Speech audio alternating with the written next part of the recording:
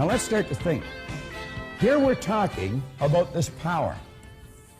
We are not only a physical expression of that power, we're an instrument of that power, because that power literally flows to and through us. Now, as it flows into our consciousness, it just is. Just is. All science and all theology tells you energy is, God is neither created nor destroyed, is the cause and effect of itself, is 100% evenly present in all places at all times, is all-knowing, is all-powerful. You see, the knowledge that got us into the air has always been here. We didn't just make something out of nothing. And it's all done just through passing something through the medium of the molecule, the no thing. We've always been able to do that. We've just become aware of how to do it. See, a person that's earning $25,000 a year, they're not earning $25,000 a year because they want 25 a year. They're earning 25 a year because they're not aware of how to earn 50. Any person in this room can become financially independent. There's no trick to it. This afternoon we're going to talk about that a little bit. As this power flows in, it's neither negative or positive. John talked about laws earlier this morning.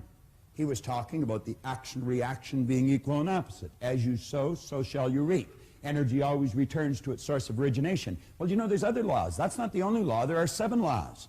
Dr. Werner von Braun one time pointed out that the natural laws of this universe are so precise that you and I don't have any difficulty today building a spaceship. We can send a person to the moon, and we can literally time the landing with the precision of a fraction of a second. He also said these laws must have been set by someone. Now, the law that I'm referring to here is not the law of cause and effect or sowing and reaping. It's the law of polarity or the law of opposites. You see, Jen, there's a front to the book and there's a back to the book. There's a right and a left to the book. And what's right to me is left to you. There's a top and a bottom to the book. There's an inside and an outside to the book. And you couldn't have one without the other. If I started to slice the right side off this book, when I've taken the last slice for the right side off, I've also gotten rid of the left. You couldn't possibly have one without the other. Nothing complicated about that. Pretty simple idea, but not understood by many people. We use these 2 symbols to illustrate the law of opposites. And you know, as this power flows into us, we can make out of it anything we choose. You can sit there, this is the intellectual mind, activate your higher faculties. I'm not talking here about your sensory factors. I'm talking about your higher faculties. You can exercise them, and you can literally create the start of anything because you are creative. You are a creative being. Do you know it's these faculties that separate you from your pets? Archibald MacLeish had a character stand up in one of his plays. It's called The Secret of Freedom. He had this character stand up. It was a Pulitzer Prize-winning play, too. He had a character stand up and say, the only thing about a man that is a man is his mind. Everything else you can find in a pig or a horse. He was right. You've got marvelous faculties. There is only one source of supply. Every great teacher all down through history for the last 6,000 years in recorded history has told us that if we had our ear to the ground, we'd get the message. This is where everything starts. We build the picture in our mind. Do you know what our problem is? When we build that kind of a picture, we instantly say we can't do it if it's far beyond the results that we're getting. You wouldn't be able to get the picture if you couldn't do it. You can do anything you want. Anything you want. Now, hooked up to your conscious mind, like little antennae, you have sensory factors. You can hear, see, smell, taste, and touch. And you know that's where most people get all their information, through their sensory factors? They watch a TV, read a newspaper, listen to the radio, overhear conversations, and you know what most people are doing? They're talking about why something can't be done. And we're listening to it. Do you know, for 26 years, that's the only way I got my direction. I just did whatever the other guys were doing. I remember when I was 17, they said, we're joining the Navy. Are you coming? Sure. I got 5 years. I didn't even like it. I'd never even seen a boat, let alone a ship. Why did I do it? Well, the other guys were doing it. Just wherever they go, you know, like sort of in lockstep type fashion, we go through our life. The average person tiptoes through life hoping they make it safely to death. What a dumb game. If you're going to let what you do be based upon what you hear, you better make certain the people that are giving you the advice are getting phenomenal results, or you're going to go where they're going. And I can be an authority on this. I am an authority on it. I spent 27 years doing it every waking hour. I know where they're going to lead you. Around in a circle, because that's where they're going. When an idea comes into your mind, you want to ask yourself this question. Don't ask whether it's wrong or whether it's right. See, Jan was right. There was something on the book. So was I right. There was nothing on the book. That's not the question. Do you know what the question is? Will that idea take me from where I am and move me in the direction of the star that I'm shooting at? Will it help me reach my goal? If it won't, I guarantee you it's going to take you in the other direction, because you're not going to stay where you are. That is certain. That comfort zone is a dangerous place to be. It's like Rigg said, it may be comfortable, but it's a bad spot. You have the ability, when someone gives you a suggestion that takes you in a direction other than where you want to go, you have the ability to consciously and mentally just reject that idea. And then you can go ahead and originate whatever idea you want. Now, as long as an idea is in your conscious mind, it'll have absolutely no effect on your physical body or what you're doing. No effect at all. It's when you take that idea and you turn it over to this part of our mind we refer to as the subconscious. It could be called universal intelligence. It's called by many different names. Superconscious. There's about 150 some names you can put on here. The early Greeks referred to this part of our personality as the heart. You see, they pointed out that as you think in your heart, so are you. Do you know that side of your personality has no ability to reject an idea? Absolutely none. Whatever idea comes in and goes in here instantly is manifest in that physical body of yours. Now, you get ideas from outside, we instantly let them come in here and we act on them. I want you to take your hand and hold it up like that for a moment. Take your hand and hold it up like that. Now, put it here in your chin for a second. Will you do that? Where's your chin?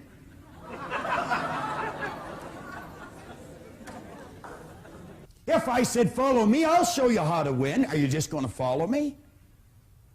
Where are you going to ask yourself? Does that person know what he's talking about? Does she know where she's going? Why would you go for someone for financial advice that's flat broke? That doesn't make any sense, does it? Why would you go to a sick doctor to find out how to get healthy? Do you want to know why we do it? We're in the habit of doing it. And you know what a habit is? A habit is something you do without giving it any conscious thought. And you know that most people live by habit. They don't think. Val Van de Waal used to point out if most people said what they were thinking, they'd probably be speechless. The late and great Dr. McFarland from down in Kentucky said 2% of the people think, 3% of the people think they think, and he said 95% of the people would rather die than think. I was reading an article that was written on George Bernard Shaw. And the author was reporting that Shaw one time said the average person thinks 2 or 3 times a year. He said, I've gained an international reputation with myself thinking 2 or 3 times a week. Then she said something interesting. She said, you know, there would be some people, that's the only time they ever originate a creative thought in their life, when they meet some kind of a catastrophe like that. And you know, that's true. That is the truth. That's the only time, when their back is right against the wall, that they'll think of something different. What's a different way to do what you do? What's a better way to do what you do? What's a different way to strengthen your relationships? What's a better way to improve your income? Do you know if you're still running your company the way you were running it 5 years ago, you're going out of business? That's true. You've got to do it different. And by that I mean you've got to do it better. You've got to become more effective. You see, we live in a fast-changing world. This isn't the 50s any longer. You've got to run to keep up today. And if you're not prepared to do it better, get out of the game, because you're really going to get hurt. But any one of us can. And I don't care what's happened in the past. You might have been losing right up to this moment, but there's no point from this moment on doing it. You see, I blew it until I was 26, but as Ray said to me, you've already paid for that. You don't have to pay twice. Start to think. And he says, if you choose an idea and you place it in here, instantly and automatically, you move this thing called a body, which is nothing but a mass of energy, into a new vibration. That causes it to act different. You see, the action is caused by the vibration. If you're entertaining a negative idea, and this is the emotional mind, by the way, and you let yourself get emotionally involved with the negative idea, you instantly move your body into a negative vibration. There can be no intelligent action come from a negative vibration, ever. If energy is in a negative vibration, it must move into negative form. Science will tell you one of the first laws of energy is that energy is forever moving into form. And you know what religion calls this? They call it prayer. Prayer is the movement that takes place between spirit and form, with and through an individual. Do you know most people are praying for what they don't want? They're talking about what they do want. They treat God as some cosmic bell captain that's just going to run because they spoke.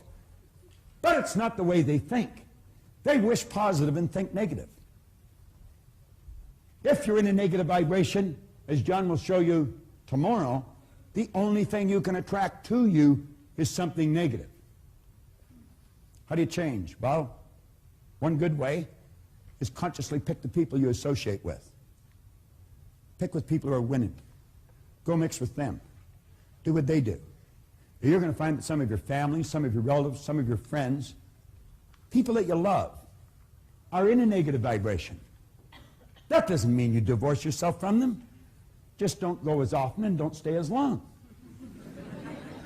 Makes good sense. I had a good friend of mine a number of years ago, Harold Brennan. He's still a good friend of mine. Harold one time said, if you don't want to catch fleas, you don't sleep with the dog. Not bad advice. Now, let's just change gears here a bit. You come up to a person and you say, hi, how are you today? You never hear a person say, oh, I am consciously aware that I'm in a negative vibration. I've never heard anybody say that. You know what you will hear people say? I don't feel that good. What do they mean? Well, we invented words to describe situations. Feeling is a word we invented to describe our conscious awareness of the vibration we're in. When a person says, I don't feel very good, what they're saying is, I'm consciously aware that I'm in a negative vibration. Now, because of their ignorance, and I mean that, unfortunately we use the word ignorant more often than not. We should be using the word rude. Not everyone's rude, but everyone's ignorant. We just don't know some things. But because of their ignorance, they don't know that they're causing themselves to feel bad. It can't make you sick. He can't make you angry. She can't upset you. You've got to do it to yourself. Boy, that's a heavy load, isn't it? I am responsible for how I feel, and you haven't got anything to do with it. You'd say, hell, I don't want to play that game. Fine, lose. You see, it's like Wayne Dyer said, if you think other people are the cause of your problem, you're going to have to send the rest of the world to the psychiatrist for you to get better. Now, you know how successful you're going to be trying to pull a deal like that off. Let's become aware when we're not feeling good, when we're not doing the things that give us the results we want, we are emotionally involved with a destructive concept that we put in here ourselves. Let's consciously and deliberately build a positive idea, get emotionally involved with the positive idea, and simultaneously we move into a positive vibration. Everything changes. That takes some mental strength. How do you develop? I'll tell you exactly how to develop it. Sit and watch the tape that you're watching every day for a month. Every day for a month. You say, well, I don't have to watch it every day for a month. No, you don't. You only have to until you want to, and then you don't have to any longer. It's that simple. But I'll tell you this, you hear it over and over and over and over and over and over and over again, and one day, bang, something's going to happen inside, and you're going to realize when you say that she upset me, that she didn't do it at all. You did it. And you know what you're going to do that day? Change it. And you'll never again go through life thinking other people upset you. And if periodically you let somebody else stick a negative idea in your subconscious mind, you can instantly correct your direction, because at least you know where the problem lies. Is that basic? Yeah, I think it is. I think it is. Now follow me closely here.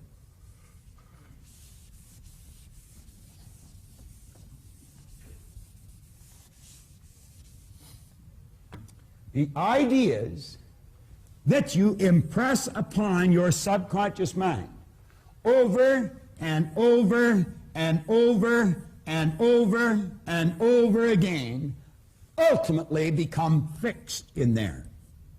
You see, what you're doing when you build these ideas that we're discussing now, what you're doing is building brain cells. Every time you think about that idea, you're giving those brain cells more strength. And in a relatively short period of time, Dr. Maxwell Maltz, the great author of the phenomenal bestseller, Psycho-Cybernetics, he pointed out that in approximately 21 days of doing this with an idea, that idea will become fixed in your mind. Then it's more commonly referred to as a habit. A habit is an idea that's fixed in our subconscious mind, requires absolutely no conscious thought any longer to cause us to act on it. Do you know you drive your car through ideas that are fixed in your mind? If you would consciously observe some of the things you do in any given day, just consciously stop and watch your own behavior. Listen to your thoughts. You're going to find that many of the things you do are done through habit. See, when I was a little boy, my teachers used to say, Bob, why are you doing that? And I'd say, I don't know. This is the intellectual mind. You can store a lot of information there. But this is the conditioned mind. You see, thousands and thousands of habits form something called conditioning. And I was automatically doing things I didn't want to do. I was doing something wrong. It was giving me results I didn't want. And they'd say, why are you doing that? And I say, I don't know. I didn't know why I was doing things that I didn't want to do, giving me results I didn't want to get. I didn't know how my mind operated. I didn't know I had all those ideas fixed in there. And I'll tell you something else I didn't know. I didn't know how to change it. I did not know how to change it. Why did I have a poor attitude? Because I had so many negative ideas fixed in here. And you see, it's what's in here that controls the vibration. And conscious awareness of the vibration is called feeling. And I never felt very good. Sometimes I felt lower than others. You'll see people that are totally depressed. You know what depression is? Depression is anger turned inwards. They get angry at someone else and they suppress it. They pack it into their subconscious until it all becomes fixed. And they stay in a terrible vibration. Why do you think people get ill? Do you think dis-ease is a normal vibration for a body to be in? Not at all. Ignorance is the cause of dis-ease. We're told to know the truth would set us free. There's only one thing to be set free from, my friend, and that's ignorance. Now, I want you to stop and think of just how you behave. I want you to stop and think of some of the things that you could do that would improve the quality of your life just like that. Every one of us know how to do things better than we're doing. Our problem has been we don't know why we're not doing them. But understand this. You've got the mental faculties. you've certainly got the power. The power's always with you. It's always flowing to and through you. It's just a matter of learning how to direct it. And in learning how to direct it, happiness, health, and prosperity will manifest in your life, and they should, because that's your birthright. And there isn't one person in this room, one person in your life that is even that much better than you. We're all the same. The difference is in our results. Change your results by changing our mind. It's so basic and so simple.